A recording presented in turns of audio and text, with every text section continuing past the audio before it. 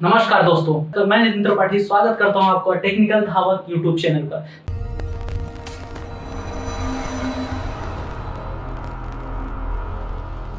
जहां पर हम आपको चयन सर्वे के बारे में आज बताएंगे। और जहां तक हमने आपको बताया है कि हम आपको सेमेस्टर के एग्जाम के अकॉर्डिंग जितना भी सिलेबस है उस सिलेबस को कवर करेंगे तथा उसमें बताएंगे, छोटी सी बड़ी हर एक चीज के बारे में बताएंगे।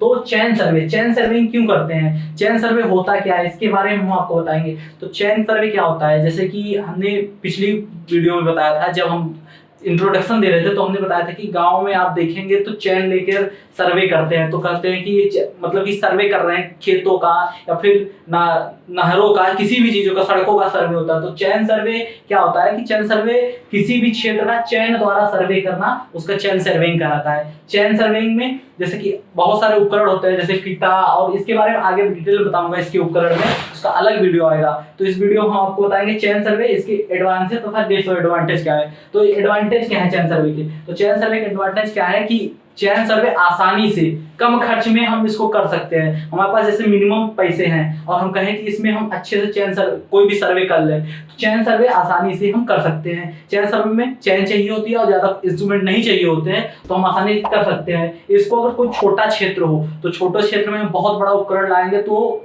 वो पैसे के आएंगे, बहुत ज्यादा उसमें इनकम लगेगी तो कॉस्टली पड़ेंगे। तो ये छोटे क्षेत्रों के लिए उपयुक्त हैं। तथा कहीं भी प्लान है, मतलब प्लेन है सरफेस, ठीक है, तो प्लेन सरफेस के लिए हम इसको आसानी से प्रयोग कर सकते हैं। ये सरफेस प्लेन हो गई, यहाँ तक प्लेन सरफेस पे इसको आसानी से प्रयोग कर सकते हैं। तथा इस पे मान जो होते हैं वो अगर कोई बिंदु यहाँ पर है, यहाँ पर है, यहाँ पर है, तो आसानी से हम निकाल सकते हैं। छोटे छोटे बिंदुओं को हम देख सकते हैं चयन सर्वे में, ठीक है। अब अगला क्या चलते हैं, इसके डिसएडवांटेज क्या है। तो इसके डिसएडवांटेज ये है कि ये छोटे क्षेत्रों के लिए उपयुक्त है, बड़े क्षेत्रों के लिए इनमें बहुत ज्यादा त्रुटि हो जाती है। तथा अगर कहीं पर ऊंच खाल है, जैसे कि कहीं पहाड़ी क्षेत्र में चले गए या फिर कहीं बाग बगीचे ज्यादा है, तो इसको हम फैला नहीं सकते, क्योंकि अगर ये जमीन खाल है, उधर जमीन ऊंच है, तो चैन तो सीधी जाती है, तो चैन कैसे फैलाएंगे। तो ये इसके डिसएडवांटेज हो गए। और रात्रि के समय इस पे कार्य नहीं कर सकते, तो ये भी डिसएडवांटेज हो गया। और एक ये हो गया कि अगर कोई पॉइंट हमारा छूट गया है तो हम उसको बाद में देख नहीं सकते, क्योंकि हम वहां पर नक्शा तुरंत थोड़ी ना बना लेते, बस पॉइंट लिखते चले जाते हैं। तो अगर कोई पॉइंट छूट गया है तो उसको हम नहीं देख सकते बाद में।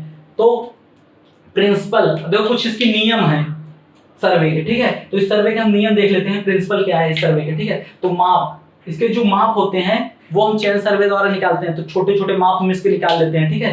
तो इसके जो माप होते हैं वो चयन सर्वे, जैसे कि यहाँ से यहाँ तक हम चयन सर्वे फैला दिए हैं चयन, तो उसके चयन में जितने भी बिंदु आएंगे 5 मीटर 10 मीटर सारे बिंदु हम चयन सर्वे से निकाल लेंगे। सर्वेक्षण ढांचा, तो हम क्या करते हैं, जितना भी हमारे पास सर्वे का क्षेत्र होता है, बड़ा सा जैसे सर्वे का क्षेत्र है, ठीक है, तो हम इसको जैसे ये सर्वे का क्षेत्र हो गया, तो इस सर्वे क्षेत्र को हम त्रिभुजों में बांट देंगे, ठीक है। तो सर्वेक्षण ढांचे को पूरी तरह, मतलब इसको एक वेल शेपर्ड, ये हम आसानी से, मतलब कि एक अच्छा सा त्रिभुज हम इसको बना देंगे। तो यहाँ पर देखो कई त्रिभुज हो गए, एक ये त्रिभुज हो गया, एक ये त्रिभुज हो गया, एक ये हो गया, एक ये हो गया, 4 त्रिभुज हो गए। अगर ये भी देखें तो आप ये एक भी त्रिभुज हो गया, ये भी एक त्रिभुज हो गया, इसी तरह ये भी एक त्रिभुज हो गया, ऐसे ऐसे कई त्रिभुज हो गए। तो इसको हम आसानी से मतलब सर्वेक्षण ढांचे को इसको आसानी से त्रिभुजों में बांट दे। महत्वपूर्ण बिंदु, अब जैसे कि इसमें कोई ये महत्वपूर्ण बिंदु होगा, ये महत्वपूर्ण बिंदु, ये महत्वपूर्ण बिंदु, ये महत्वपूर्ण बिंदु, तो वो जो महत्वपूर्ण बिंदु हो वो उस त्रिभुज के, जहां त्रिभुज हम बांट रहे हैं उस त्रिभुज में आसानी से आ जाए। मतलब कि अगर आसानी से नहीं आ रहे हैं तो उसके पास आसानी से आ जाए, जो भी उसका क्षेत्र है, ठीक है।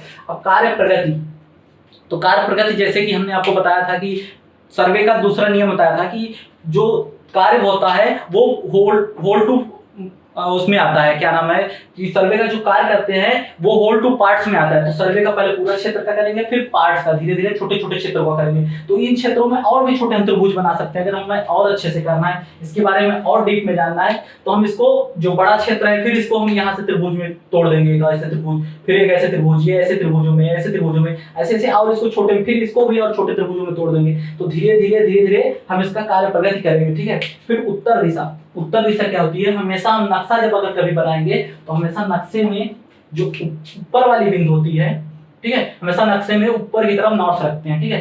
तो उत्तर दिशा इसमें इंपॉर्टेंट होती है, तो चयन सर्वे में उत्तर दिशा जरूर दिखाएंगे, ठीक है। ये उत्तर दिशा हुई। अब नए बिंदु, नए बिंदु हमने क्या बताया था, नए बिंदु कैसे ढूंढते हैं, तो नए बिंदु ढूंढने का नियम बताया था कि locating a new point from to reference point.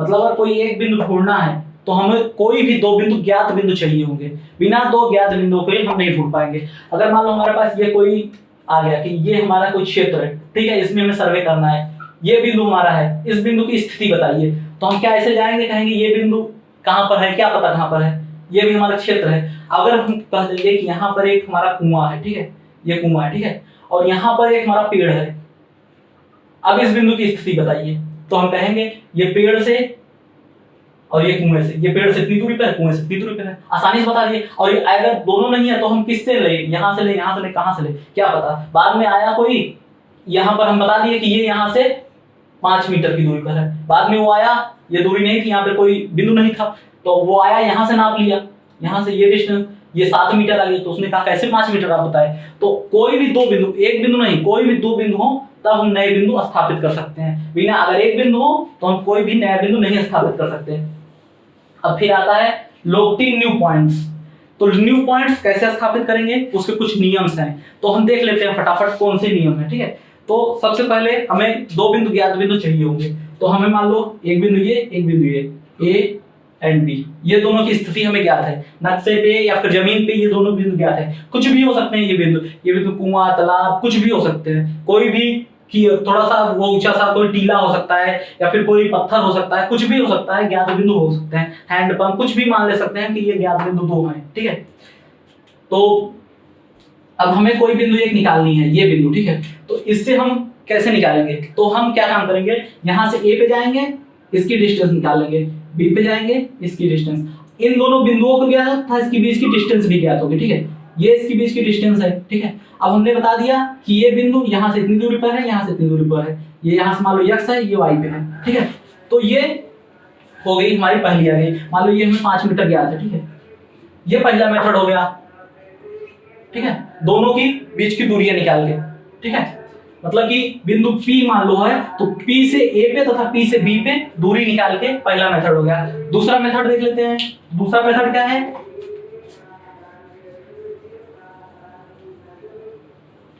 दूसरा मेथड ये है कि ये मान लो हमारा कोई पॉइंट P है, ठीक है, अब इस पॉइंट से हमें इन दोनों बिंदुओं से दूरी ज्ञात करनी है कि A से कितनी दूरी पर है B से, तो हम दूसरा मेथड लगाएंगे। दूसरा मेथड में क्या करेंगे, हम A से एंगल डालेंगे इस पे, ठीक है, मान लो ये ∅1 आ गया, B से भी एंगल डालेंगे, ठीक है, मान लो ये ∅2 आ गया, तो ये ∅2 ये ∅1, ठीक है, तो ये बता देंगे कि A से जो है ये ∅1 की रेखा AB से, रेखा AB है, ठीक है, तो रेखा AB से ∅1 कोण पर P है तथा रेखा BA से ∅2 पर BP है, ठीक है, तो दोनों से कोण डाल के ये हो गया, ठीक है।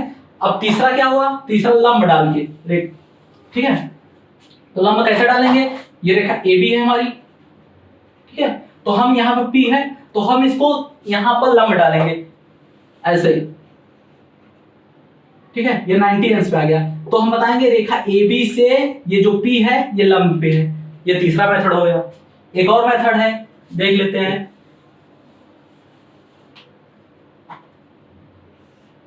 ये कोई A है, ये कोई B है, ठीक है, तो हम रेखा AB से क्या करेंगे,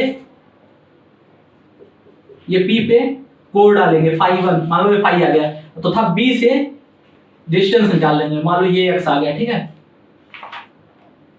तो ये क्या कहेंगे, B से x दूरी पर P है तथा A से ∅1 कोण पे P है, ठीक है, तो ये P की हमें स्थिति ज्ञात हो गई। तो हमने 4 मेथड आपको बताया P की स्थिति ज्ञात करने के। तो एक मेथड और है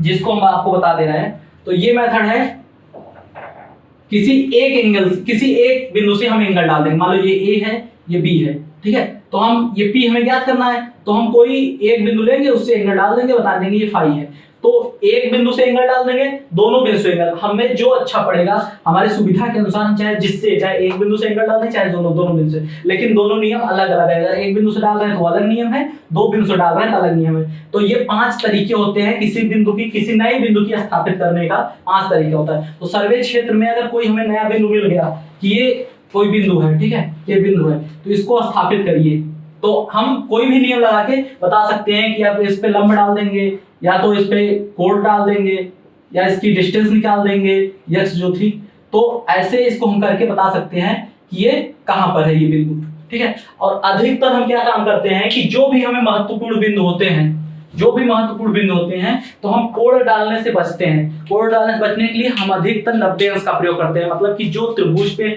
हमारे त्रिभुज है, ठीक है, अधिकतर उसके हम चाहते हैं कि हमारा जो भी पॉइंट हो, जो भी हमें बिंदु मिले, वो त्रिभुज के अंदर आ जाए, और अंदर आने के साथ साथ वो त्रिभुज की भुजाओं पर लंब डाले, ठीक है, और किसी एंगल पे ना जाए। तो इसके लिए, इससे हमें सरल होता है कि फटाक से हम उसका डिस्टेंस निकाल सकते हैं, तो हम अधिकतर लंब डालने पे फोकस करते हैं। तो इस चैप्टर में इतना बता रहे हैं, और अगला जो चैप्टर होगा, अगले इसकी जो वीडियो होगी, उसमें हम आपको चैन सर्वे के बारे में आगे बताएंगे। तो इस वीडियो में यहीं तक, आगे और जानकारी के लिए हमारे साथ जुड़े रहें। धन्यवाद।